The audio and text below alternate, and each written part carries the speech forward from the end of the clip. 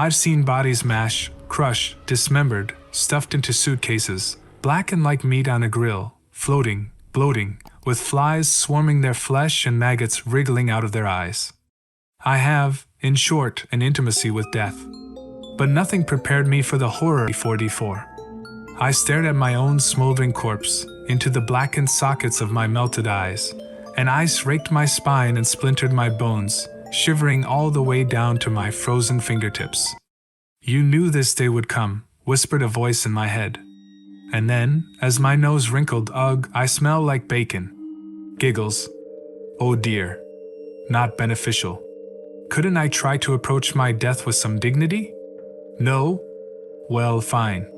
Ignoring my own bubbling hysteria, I held my napkin over my nostrils and leaned in. Cross-legged in a lotus position, hands cradled and thumbs touching, crispy me, hee, held the pose of a meditating monk. From the liquor bottles scattered around the burnt wreckage as well as the pose, I'd started the fire myself. But no such man, glowing white light suddenly emanated from the blackened sockets. I gasped, tumbling backwards over the coffee table. When I sat up, the light was gone. It did not reappear during the half hour I charged my phone, keeping one leery eye on my corpse while I used the ship's spotty Wi-Fi for research. A mysterious continued to Google.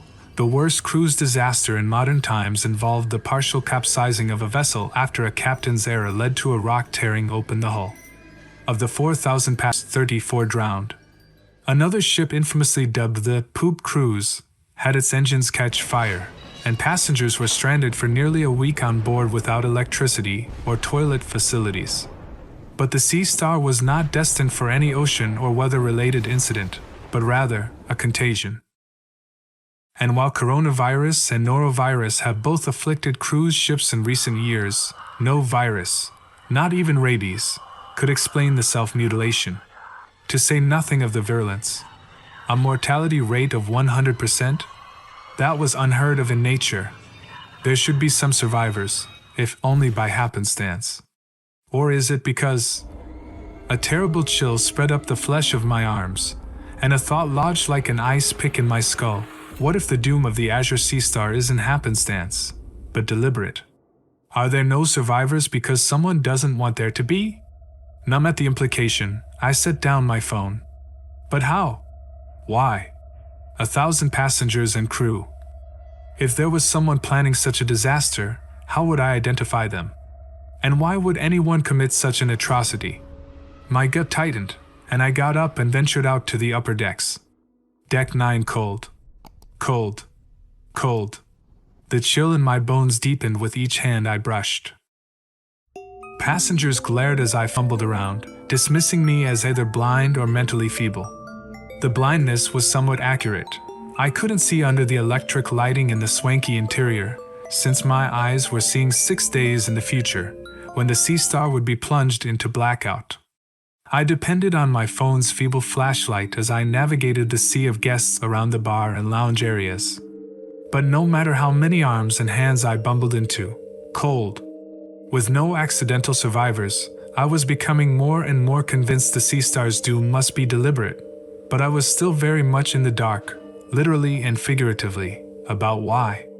The most useful discovery of the evening came after my collision with a heavy-set older man whose drink I spilled. Noticing me sweeping around my phone's pitiful beam and assuming I'd lost something, he offered to lend me a more powerful flashlight from his cabin.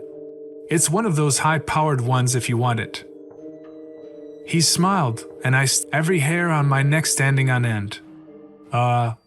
Something on my face? His smile turned into a confused frown under my phone's light. And no. Yes, a flashlight would be very helpful, thank you.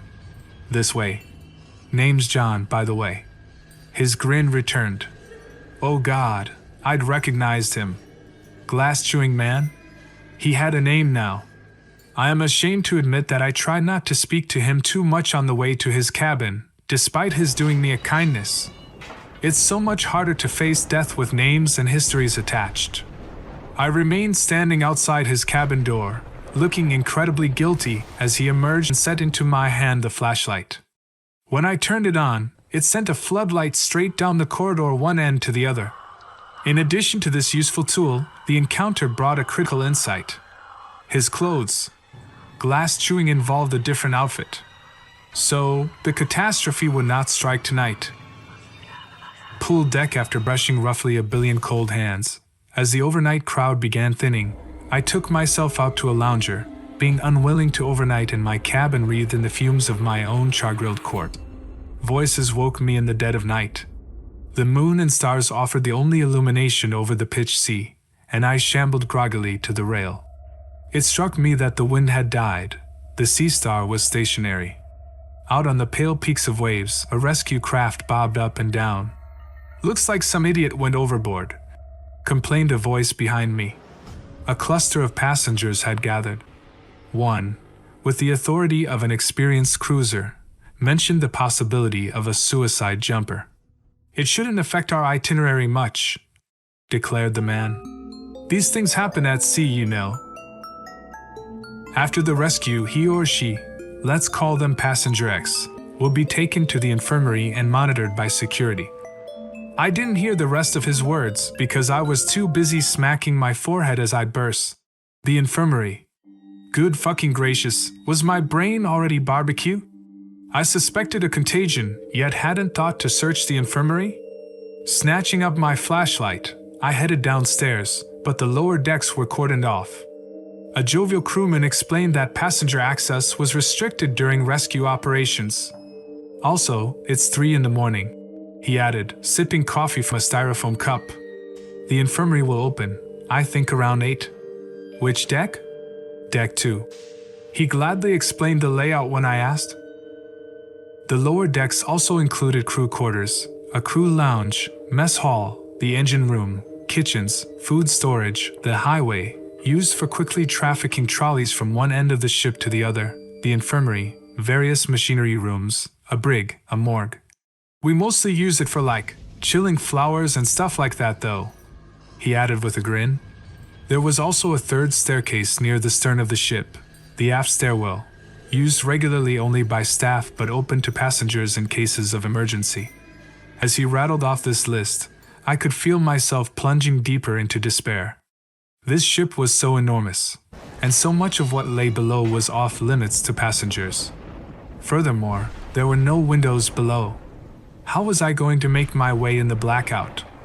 Even with John's flashlight, the prospect was daunting. But first things first, Cass, I told myself. The infirmary.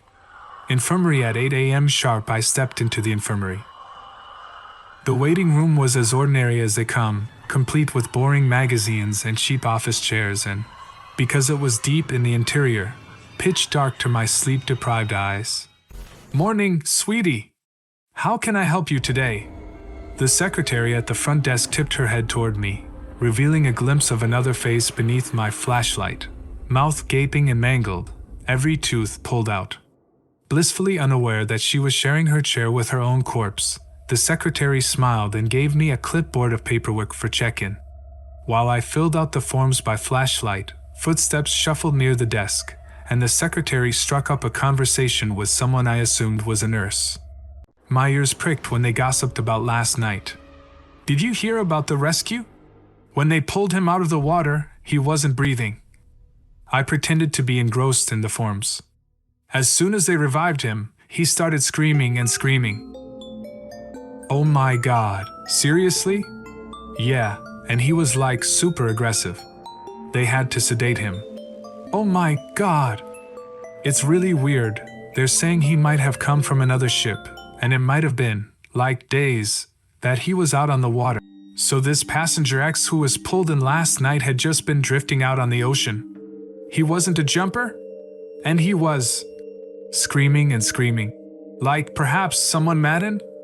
I was about to abandon my forms and search for this passenger X when the secretary all but gave me a heart attack by materializing in front of me out of the dark. She took the paperwork and informed me the nurse was ready. I was directed to a small examination room, one of 3, I noted as I swept my beam around the infirmary, examining tables, chairs, computers. No sign of any screaming passenger. Where would they have brought him? The nurse, a young woman in a hijab, asked me the typical questions, typing my responses into a computer with a cracked, dead screen. "Is he all right? The man who was rescued?" I asked. "Was he drifting long?" She responded pertly. "We're still trying to ascertain. But don't worry, he's being helped, Her brows scrunched as she shone a light into each of my eyes. "Of course. I forgot to warn her.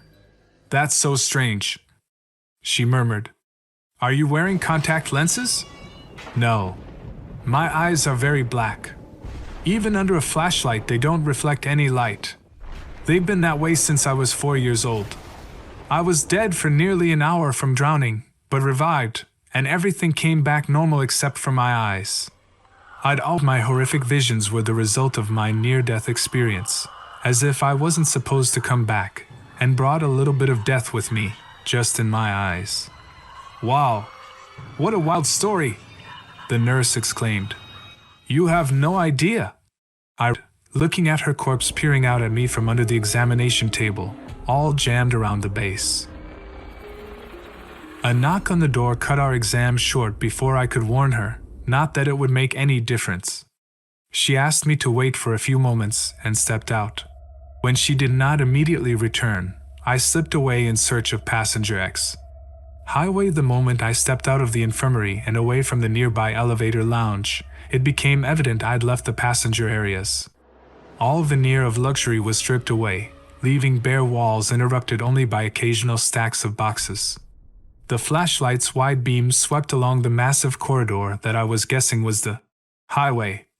My footsteps resounded on concrete. Nothing but sterile, windowless white, or at least it had been white once. I tried not to look too closely at the crimson streaking the walls or the corpses I stepped over. The origin of the contagion was definitely down here. Even through the napkin held over my nose, I could taste death here. Hello? What was this?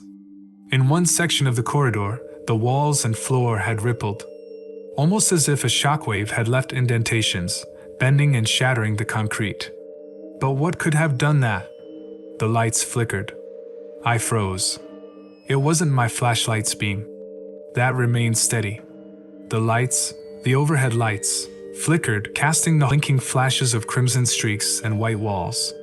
Then the lights came on. All the bodies vanished. "Oh," I said, blinking against the sudden brightness. "Oh." The smell was gone, too. No scent of death.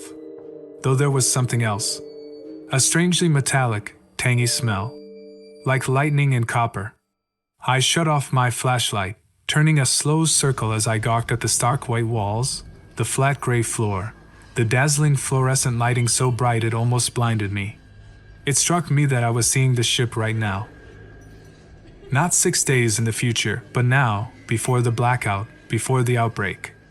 The same whitewashed hallway as all the other passengers saw. Why? What had happened to my vision? Had I lost my special sight? Or someone was standing in the corridor? I froze. The hairs on my neck prickled, and a knot of dread twisted my gut. The man stood halfway down the highway, slouched and bedraggled. His clothes were crushed and faded, hanging off him like from hangers of bone. His limp hair, messy curls around his unshaven face. And his eyes, those eyes. The same eyes I'd seen looking at me from the deep end of a public swimming pool when I was just a child. The same eyes I'd seen staring emptily from John's glass-chewing corpse, and from the mangled nurse under the table. All the dead have the exact same look in their eyes. One glance at those pale blue orbs. This man was dead. I was certain of it. Yet he was standing. "You," I said. Are you the passenger who?" The dead man's lips spread, baring teeth in what might have been a sick imitation of a grin, or a grimace. "Hey!" I jumped as a voice called out behind me. An officer in a security uniform strode out from an unmarked door, eyes on the dead man. The security officer said, "Ma'am, stay back." His gaze never left the dead man. "Sir, if you could please come with me." "No!" I cried. "Don't!" But the security officer was already marching forward, and the dead man's hands lifted in stiff parody of surrender. He turned and began shuffling away under the officer's escort. And then, his teeth bared. Suddenly the dead man had his arm around the officer, mouth clamping on his ear as the officer howled. He was eating him. No, tongue wriggling, licking him? Whispering? The officer shoved the dead man aside and collapsed against the wall. I rushed forward, but skipped as the dead man's grinning face turned toward me. Terror seized me at the sudden revelation that I was next. He took a wobbly step, the lights shut off. Swearing, I fumbled for my flashlight. Switched on the beam.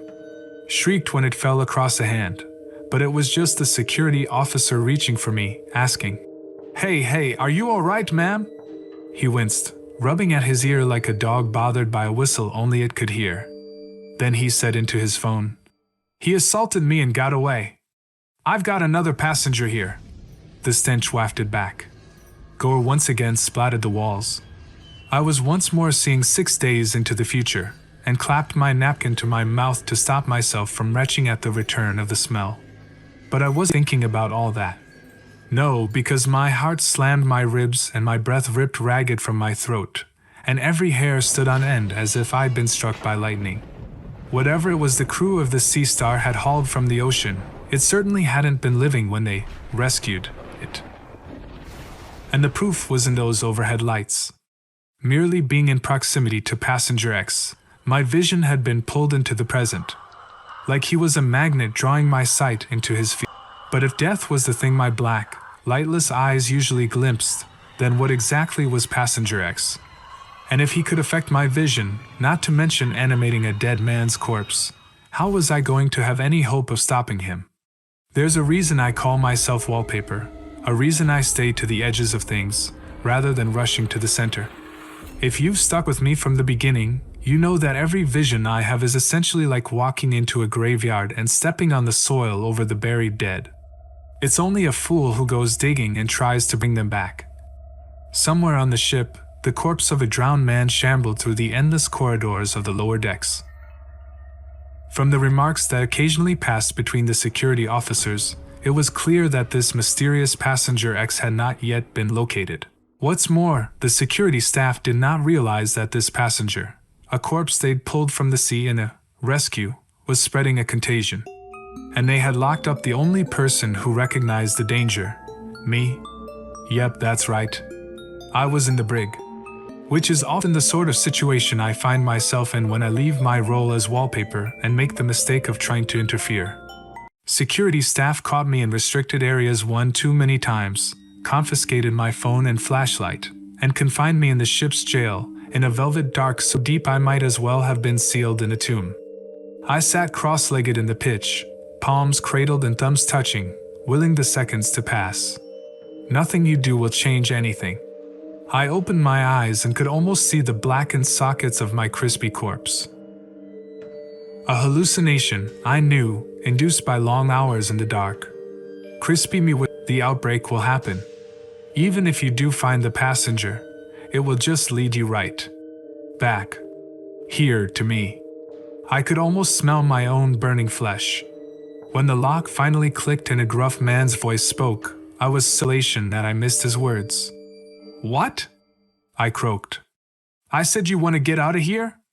Think you've been here long enough to learn your lesson. It took me a moment to realize he was holding the door open for me. I can't see. Maybe try opening your eyes, he wisecracked. I did. It made no difference. My eyes were seeing 6 days in the future, when the Sea Star would be in black and littered with the dead. May I have my phone? I said meekly, rustling. It took me a moment to realize he was holding it out in my direction. I fumbled my hands in front of myself, managed to grab it. After so long in blackness, I was itching for even the faintest trace of light.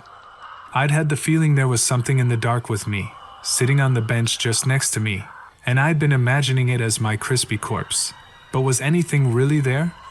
Or was the nauseating stench just the general stink of the ship? You shine that thing in my face, it's coming right back with me, he growled. Understood, sir, I mumbled. I swept the phone's feeble light through the cell behind me, noting a figure in the corner, slumped over just behind where I'd been sitting. The security chief. He was missing both eyes, and his mouth was split into a bloody grin over chewed bits of flesh he'd apparently bitten out of both arms, gnawing until he bled to death. Piano lounge. "Evening, friend." Lily Suki called out to me as I slunk into a stool at the bar. In the slanted sunlight tipping through the windows, her purple hair gleamed almost magenta. She called with her usual levity. "So they let you out?" I ordered a drink and took a swallow, eyelids fluttering at the honeyed warmth. "You heard about that, huh? Word is you've been going around harassing people all day long with a flashlight. You'd better watch it or they'll kick you off at the next port." "We aren't making it to the next port," I muttered. Knocked back the rest of my drink. I was reaching for another when the musician took a seat next to me and ordered a drink of her own. "To your 40th, she said, and clinked my glass. "Want to tell me why you're trying so hard to waste that gift card I gave you?" "The man they rescued last night." I stared down into my drink. I saw him, roaming the hallways. He's the source of the disaster in my visions. The nurses said he went missing. He's going to start a contagion of madness and death. The musician's eyes danced with merriment. "You're pretty far out, you know that? But you can worrying. He's not missing." "What do you mean?" "I mean they know exactly where he is. In the morgue. Dead." I knew it. I could tell just by looking at him. Already dead when they pulled him in. His body used as bait, as a host for whatever thing had come aboard when they rescued him. I shot up, exclaiming, "I've got to get down there. Whoa, friend." She caught my sleeve. "You want to be locked up again? You don't understand. He's going to kill us unless I can. I stammered, hearing how I sounded, and catching a glimpse of myself in the mirror behind the bar, a raving lunatic with a crow's nest of disheveled hair, bags under the bags in my eyes. Oh. Suddenly self-conscious, I patted my hair down. "Look, Lily, I know I sound, that is, I know how I sound. But there was nothing for it but to drink myself to oblivion. Boarding the ship had been a mistake. I couldn't prevent my own prophecies from coming to pass. But I persisted. "But could I have your number? In case any of what I've foreseen comes true." Lily Suki's eyebrows crawled up to her hairline. I'd seen that look before enough to know time to show myself out. I was about to leave when she took out her phone, asked for my number, and texted me, "Hi. It's Hibiscus Crescent Moon." I stared at her message, stunned. She squeezed my shoulder and remarked, "Not too many death warnings, please. Actually, this whole thing you've got going kind of reminds me of a movie. Tell me if you get it." More passengers had filtered into the lounge, and Lily returned to her piano, and from behind the keys called into the mic, "This one's for the psychic lady in the crowd. Here's to you, friend." When she played the opening bars to Mad World, I didn't know whether to laugh or cry, but oh, she had me pegged. I raised my glass. Hard to believe only 24 hours ago, I'd been so full of giddy delight as I arrived at the terminal. Already, it felt like a lifetime. And even though nothing I could do would save us all, for a brief moment, something flickered in my chest. Not hope, exactly, but one sweet moment to savor as I downed my drink and watched Lily Suki play against the backdrop of the ocean. A single, incandescent memory, like a candle before it snuffed into the darkness. Pool deck. After I left the bar, shrieks drew me up to the pool deck. Turned out to be a party, people throwing each other into the chlorinated water. Over at the patio, John's bloated corpse leaked fluids into a foul puddle. Everywhere the smell had intensified, the decay continuing. I noted that the teen boy who yesterday swam through his own corpse was now wearing the trunks he'd die in. I made preparations, nicking bottles from the bar. Would decapitation slow Passenger X? Would burning his corpse? What I really wished for was a machete, but I only found steak knives that I snuck into my bag, and matches and rags. We'd see how the dead man would stand up to a Molotov. You know all this is hopeless, right? You've never lit a Molotov.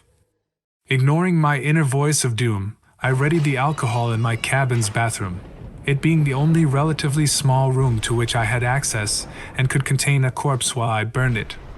This could wind up being a very bad idea, of course, since I might end up using all these bottles I'd collected for my own barbecue. Sitting on my charred sofa, my own crispy corpse served a vivid reminder, a dead, smoky Cassandra illustrating the inescapability of my prophecies. "Hope is the thing with feathers," I said like a mantra, and scribbled a note. I left it beside my corpse, tapped my blackened forehead and added, "Remember, fire and ice." God, I'd lost it. If I'd ever had it. I plugged in my phone and changed the batteries of my flashlight. The last hues of orange and red were fading to purple twilight. I dared not go below again searching for Passenger X, and risk being detained. My best bet was to check in at the piano lounge at the end of Lily's shift, see if I could convince her to let me escort her to staff quarters on the lower decks. I could keep her safe while simultaneously searching for Passenger X. But she'd be playing until after midnight. At that moment, a fatigue swept over me. I'd been operating on high adrenaline, anxious and terrified, and barely slept at all in the past 24 hours. My lids were suddenly horrifyingly heavy. My body was going to take rest whether I willed or no, I realized, so I returned to my lounger on the pool deck, set my alarm and closed my eyes, intending only for a short nap. I plunged into a deep and dreamless sleep. 6:17 a.m. I woke both well rested and sensing that something was horribly, terribly wrong. My heart picked up pace when I understood why. The engines, they were silent. There was no wind gusting over me, tugging my hair and clothes and spoiling my rest. In the distant sky, pink lightened the horizon. Dawn. I'd slept through till dawn. Snatched my phone, but it was dead as a brick. No wonder it hadn't woken me. But the battery had been fully charged. Even as I registered this, my brain picked up on another sound. An announcement over the PA system, over and over. "For safety reasons, we request all passengers to remain in their cabins. The ship's firefighting team is fighting the fire. I repeat, for safety reasons, we request all passengers to remain in their cabins." Thick and dark against the dawn, a column of smoke rose from the stern. The Sea Star was dead in the water. With no engines, the cruise ship was now a floating death trap for everyone aboard, and soon would be a vessel full of corpses. Snatching up my bag, I ascended to the jogging track for a better view. There weren't many passengers on deck, and the few I spotted were retreating to their cabins. There was no sense of hurry or alarm, though I noted a few teen girls trying to video the smoke and exclaiming with dismay about their phones. They called out to a young man who joined their group, only to discover his phone was dead, too. All of them hurried below decks after a goateed crewman barked warning at them. "Hey, you!" The same crewman spotted me, waving me down. As I approached, his radio handset spat static. "He's eating her face! He's eating her!" Quickly, the crewman silenced it, tucking it into his pocket, and at me to go to my cabin, before charging inside and down the forward stairwell. That radio message, "Passenger X?"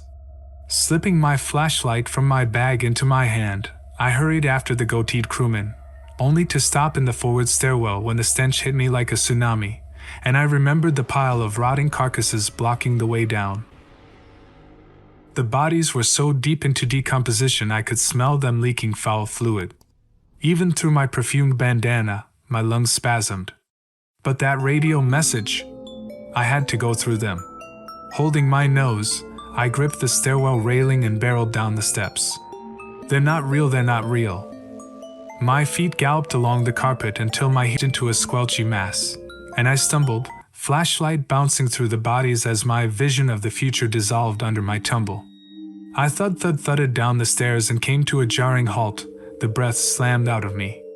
Pushed myself up on the putrid-soaked carpet. Pain shot through my hip and shoulder, but nothing was broken. I thanked my brother for the falling practice and Aikido classes we'd taken, which I'd continued until around the same time I gave up the name. Hope. Luckily, the reflexes persisted, but I had lost track of the crewman. Picking my way through the dim, I was just about back toward the stern when radio static crackled from the closed doors of the cabaret lounge. BBBZZZHHT.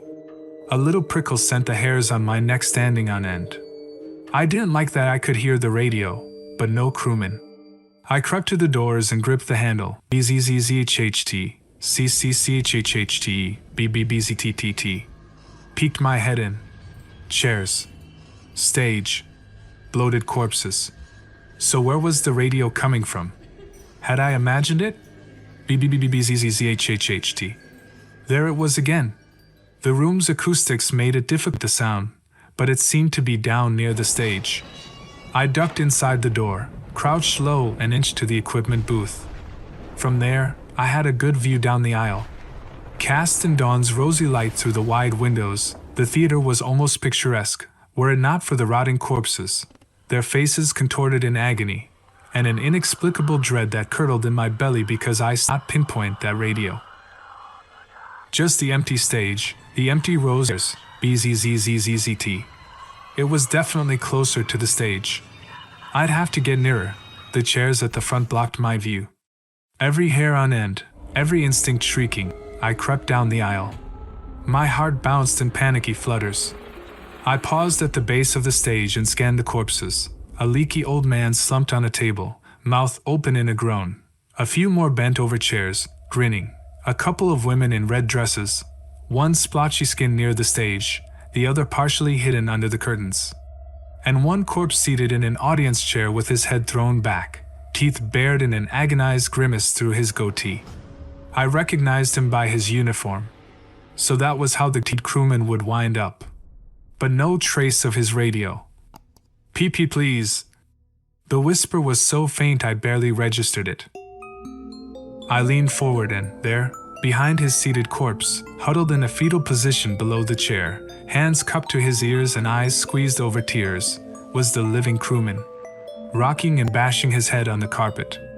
I started to rise, and the squeak of my shoes brought his head snapping up. His eyes fixed on me. Passengers return to cabins, he said through clenched teeth. Passengers return. Who did this to you? I asked. Was it the man they pulled from the ocean? What exactly did he? Passengers return, he burst again. His face spasmed, and suddenly his eyes rounded, wide in terror. It was an expression of such panic that I felt goosebumps arms, and I involuntarily stepped back as he stretched a hand out toward me. Then he said, BBB, BBBBZZZZHHHT the radio. Deck 9. Need support on Deck 9. Passengers BZZZZHHH. It was behind me. Arms encircled my neck. I dropped automatically onto one knee, flipping my assailant forward over my shoulder.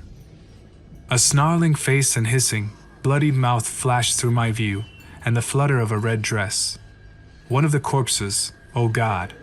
The corpse from beneath the curtains. Fuck! I cried, scrambling backwards. A corpse attacking me? How?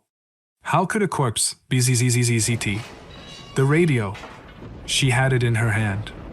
A corpse from 6 days in the future couldn't pick up a radio in the here and now. And the blood that dribbled from her lips as she leered at me. Fresh blood, oh. Oh. You idiot, Cass. The woman had only been pretending to be dead, lying under the curtain until I turned my attention to the crewman. Her mouth widened in a grin, full of blood from chewing her own tongue and from attacking the crewman who was still on his knees, clutching his ear and whimpering. It hadn't been Passenger X at all. The contagion was spreading among passengers now. I backed up, fumbling in my bag. The woman chucked the radio at me, and it struck the floor and broke apart behind me as I ducked. My fingers found the handle of a knife. The woman lunged. I flung it, which she knocked aside. Instinct seized control of my limbs as I slashed with the knife, once, twice, cutting her swiping arms but only eliciting giggles. And then I lunged, ramming the blade deep up into her neck, under her chin. A horrible gurgling sound. The woman took a few staggering steps backward, clawing at the handle, and then collapsed, twitching in front of me on the carpet. She crawled toward the stage, finally dying in the spot her corpse from my visions currently occupied, 6 days into the future. That's why I'd seen 2 women in red dresses. The same woman, before and after. Oh God, oh my God! I'd done a lot of things before, but never actually killed. Never been directly responsible for any of the corpses I'd come across. Her hot blood had spurted all over my hands and face. I tasted the salt and copper on my tongue. The horror hit flood of nausea. Suddenly ill, I staggered away from her and heaved. Everywhere I touched left smears of red. Thud, thud, thud. Down by the stage, the crewman was hitting his head against the wooden floor. Through my numbness, a single thought penetrated: Lily Suki. If this was already happening here, how bad was it below? The crewman's head turned toward me as I grabbed my bag. The voices, he gasped. They're telling me to do things, the voices. His terrified eyes locked on mine. Run, he whispered. As I fled, my last glimpse was of him sobbing, huddled on the floor in a ball.